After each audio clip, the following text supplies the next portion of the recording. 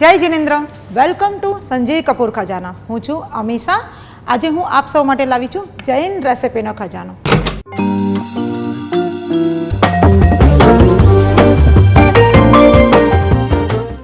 આજે આપણે એ બનાવશું જૈન મેથી ચીઝી કોર્ન સિગાર. નામ સાંભળીને જ મોઢામાં પાણી આવી જશે. આપણે અહીંયા એની માટે સામગ્રીમાં લેશું બાફેલી મેથી, ચીઝ, બાફેલા સ્વીટ કોર્ન, વાટેલા લીલા મરચાં, મરી પાવડર, સ્વાદ પ્રમાણે મીઠું, સ્લરી બનાવવા માટે મેંદો, સમોસા પટ્ટી.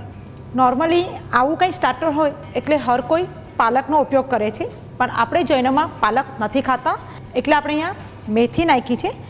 મેથીને બોઇલ કરવા માટે જરા પાણી ઉકળે એટલે મેથી સુધારીને એની અંદર નાખી દેવી અને તરત જ એને કાઢી લેવી અને એને સરખી રીતે નીચવી લેવી, એટલે એનું બધું જ પાણી પ્રોપર નીકળી જશે.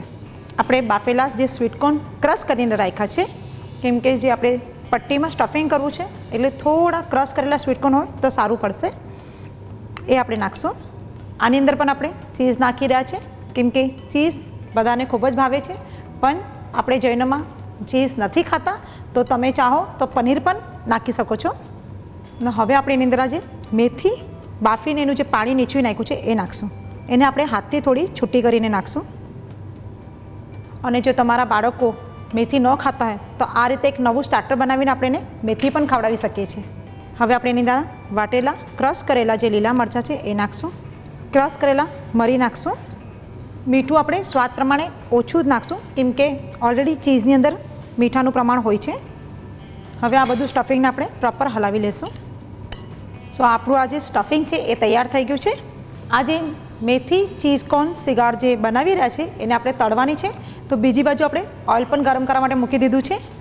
હવે આ જે સમોસાની પટ્ટી છે ઇઝીલી માર્કેટમાં રેડી મળે છે, પણ એ પણ અગર જો આપણે ન ખાતા હોય તો તમે મેંદાની પણ અથવા ઘઉંના લોટની પણ સમોસા પટ્ટી જેવી ઘરમાં બનાવી શકો છો. હવે આ જે સમોસા પટ્ટી છે એને આપણે વચ્ચેથી કટ કરી લેશું. આ રીતે આપણે બીજી બધી પણ પટ્ટી કટ કરી લેશું. હવે આપણે એની જે સાઈડ ચિપકાડવાની છે એની માટે આપણે સ્લરી બનાવી લેશું. સ્લરી બનાવવા માટે આપણે મેંદો લેશું, એની અંદર આપણે પાણી નાખીને થીક સ્લરી બનાવી લેશું.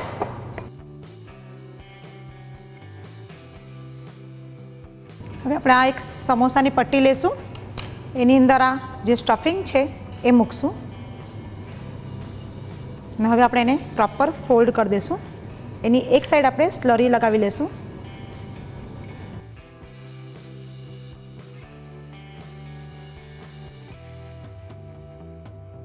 ને આ સાઈડ આપણે સાઈડમાં પણ સ્લરી લગાવી લઈશું, તાકી એનું જે તળાય ત્યારે આનું સ્ટફિંગ નીકળી ન જાય. આ રીતે આપણે બીજા બધા પણ સિગાર તૈયાર કરી લઈએ. આપણા બધા જ સિગાર રેપ થઈ ગયા છે અને ઓઇલ પણ આપણું ગરમ થઈ ગયું છે, તો હવે આપણે એને ડીપ ફ્રાયમાં તળી લઈએ.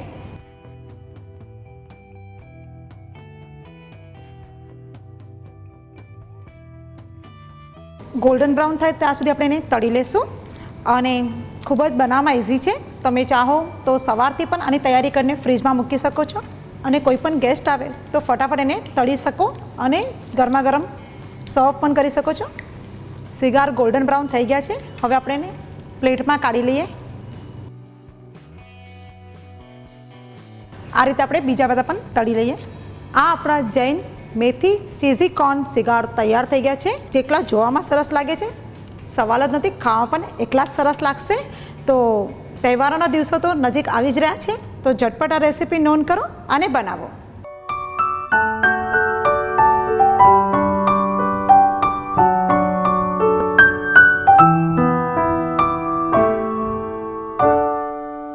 આપ સૌને જો અમારી રેસિપીસ પસંદ છે તો અમારા ચેનલ પર સબસ્ક્રાઈબ કરો અને અમારા સાથે જોડાઈને રહો. Happy cooking.